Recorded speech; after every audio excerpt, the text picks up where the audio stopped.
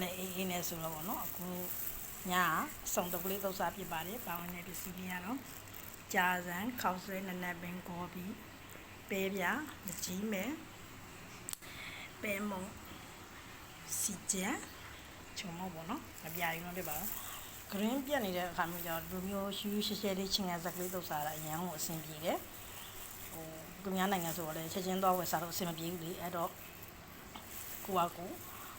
တုပ်စားရတာပေါ့နော်သူများနိုင်ငံဆိုတော့ဝယ်ဖို့လည်းအဆင်မပြေဘူးကိုစားချင်တဲ့အခါမျိုးကျလွယ်တယ်လို့ဆိုတာမရအောင်ဒါကြောင့်မလို့ကိုယ်ကရှိတာလေးနဲ့ပေါ့နော်ကိုယ်အိမ်မှာရှိတာလေးနဲ့တဲကိုစားငယ်ကူရွှေရှင်သားတုပ်စားနိုင်ပါလေရှင်အားလုံးပဲစားကြပါအောင်နေမကောင်းတဲ့လူများပေါ့နော်ဒါမျိုးလေးတုပ်စားကြည့်ကြပါအရန်ကိုအဆင်ပြေတယ်ရှူရှဲပွန့်ထွက်ပေါ့နော်အရန်ကိုအဆင်ပြေပါတယ်ကောင်းစားပါမယ်ရှင်အားလုံးပဲစားကြပါအောင်